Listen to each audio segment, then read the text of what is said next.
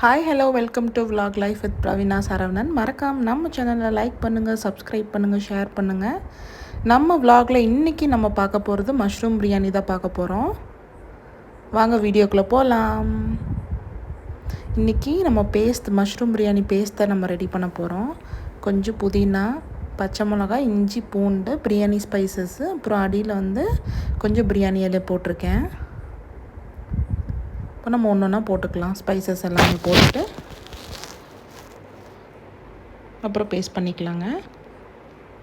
அப்புறம் ஒரு ஸ்பூன் சோம்பும் போட்டிருக்கேன் பிரியாணி ஸ்பைசஸ் போட்டு முடிச்சதுக்கப்புறமா. இப்போ நம்ம ஒரு சைடாக எடுத்து வச்சுக்கலாம் இதை.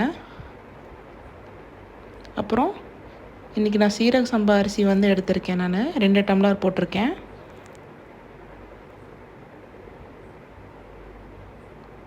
இப்போ நம்ம குக்கர் வச்சுக்கலாம். குக்கர் வச்சு நான் 4 டீஸ்பூன்ஸ் ஆயில் ஆட் பண்ணியிருக்கேன். அப்புறம் கீ 2 ஸ்பூன்ஸ் ஆட் பண்ணியிருக்கேன்.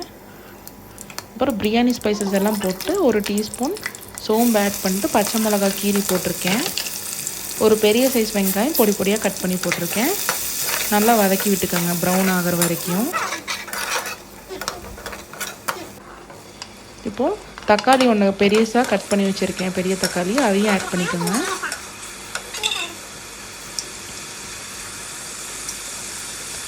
இன்றைக்கி நான் ராக் சால்ட் பிளாக் எடுத்திருக்கேன். அதையும் சால்ட் ஆட் பண்ணிக்கலாம். நான் 2 ஸ்பூன்ஸ் ஆட் பண்ணியிருக்கேன். அப்புறம் ரெட் சில்லி 1 ஸ்பூன் ஆட் பண்ணிக்கோங்க பவுடரை. அடுத்து மஷ்ரூம் பீசஸ் கட் பண்ணிக்கிறேன். நான் இன்றைக்கி 2 பேக்கெட் மஷ்ரூம் எடுத்திருக்கேன். இது கொஞ்சம் ஆட் பண்ணிக்கலாம்.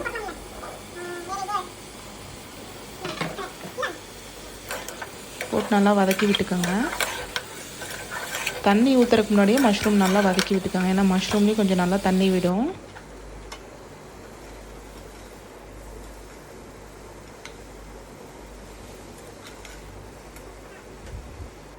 இப்போ நம்ம பேஸ்ட்டுக்கு ரெடி பண்ணிக்கலாம். பேஸ்ட் கெட்டி இருந்துச்சுன்னா கொஞ்சம் தண்ணி ஊற்றி அரைச்சிக்கோங்க.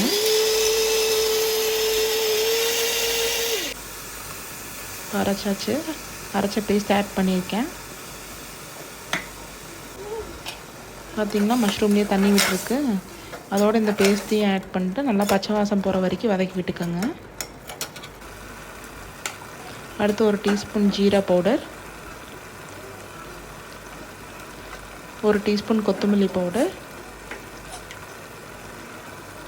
அடுத்து 1 டீஸ்பூன் பெப்பர் பவுடர் போட்டு நல்லா மிக்ஸ் பண்ணி விட்டுக்கோங்க. கொஞ்சம் உப்பு டேஸ்ட் பண்ணி பார்த்துட்டு உப்பு பத்தலைன்னா இந்த ஸ்டேஜில் ஆட் பண்ணிக்கோங்க.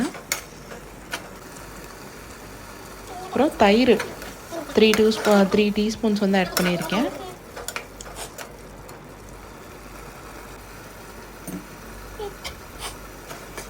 நல்லா பச்சை வாசம் போகிற வரைக்கும் நல்லா ஃப்ரை பண்ணி விட்டுக்கோங்க.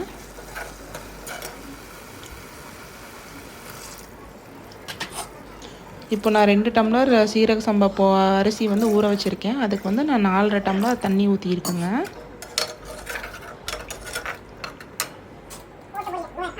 பார்த்திங்களா, சீரக சம்பா அரிசி இப்போ 1/2 மணி நேரம் ஊறி இருக்குது தண்ணியில். இப்போ நான் பிரியாணி மசாலா 2 டீஸ்பூன்ஸ் ஆட் பண்ணியிருக்கேன் இதுக்கு.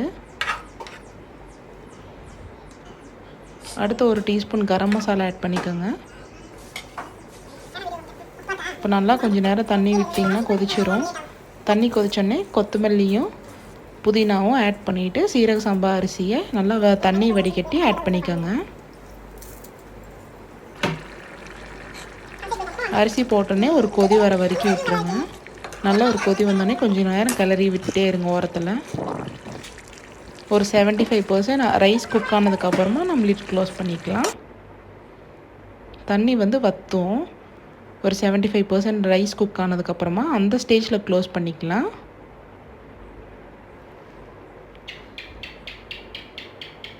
பார்த்திங்களா, இப்போ 75% குக் ஆயிடுச்சு.